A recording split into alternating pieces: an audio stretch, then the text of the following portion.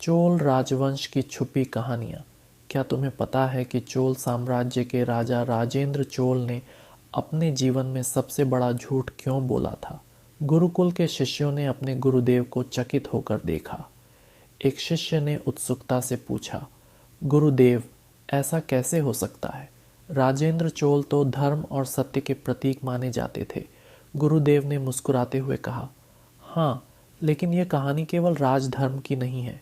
ये कहानी है एक सांड, एक चोर और एक खोए हुए खजाने की।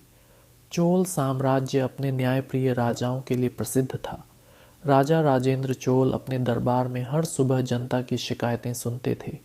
एक दिन एक किसान दौड़ता हुआ दरबार में आया और बोला, महाराज, मेरा सांड चोरी हो गया। राजा ने गंभीरता से पूछा, तुम्हारे सांड की क्या खासियत है? किसान ने उत्तर दिया, वह केवल सोने की खुराक खाता है और उसकी वजह से मेरी फसलें कभी खराब नहीं होती। यह सुनकर दरबार में हंसी छूट गई। लेकिन राजा राजेंद्र चोल ने ठान लिया कि इस किसान के सांड को ढूंढो। राजा ने अपने गुप्तचरों को आदेश दिया कि पूरे राज्य में सांड की खोज की जाए। महीनों तक खोजबीन हुई, लेकिन सांड का कहीं पता नहीं चला। तभी एक दिन राजा के सबसे प्रिय गुप्तचर वल्लभा दरबार में आया और बोला, महाराज, मैंने एक आदमी को देखा है जो रात में चुपके से एक सांड को सोने की जगह ले जाता है। राजा ने तुरंत योजना बनाई। राजा ने अपनी पहचान छुपाकर एक साधारण किसान का वेश धारण किया और उस आदमी के घर पहुंचे।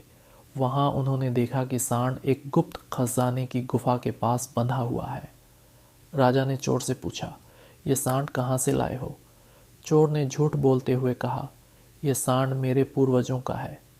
राजा ने हंसते हुए कहा, अगर यह सांड तुम्हारा है तो इसे अपने खजाने की गुफा में क्यों बांधा है?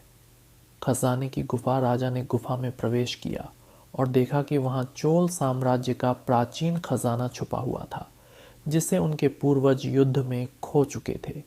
राजा ने चोर को पकड़कर दरबार में लाया और जनता के सामने सच उजागर किया। सबसे बड़ा झूठ दरबार में राजा ने घोषणा की, इस सांड को मैंने ढूंढ निकाला और किसान को लौटा दिया। दरबारियों ने ताली बजाई, लेकिन राजा जानते थे कि उन्होंने एक झूठ बोला है। खजाना दरअसल सांड की वजह से मिला था और उन्होंने किसान को उसका सांड लौटाया, लेकिन खजाना राजमहल में रख लिया। अंत में सबक गुरुदेव ने कहानी समाप्त करते हुए कहा, ये कहानी हमें सिखाती है कि कभी कभी राजा को अपने राज्य के हित में सत्य छुपाना पड़ता है, लेकिन अगर वह सत्य धर्म और न्याय के लिए छुपाया जाए तो वह झूठ भी एक पुण्य बन जाता है। शिष्य ये सुनकर मुस्कुरा उठे और बोले, गुरुदेव, ये तो सांड की वजह से एक राज्य का पर्दाफाश हो गया। गुरुदेव हंसते हुए बोले, हाँ, और यही चोल राजवंश की छुपी कहानियों का कमाल है।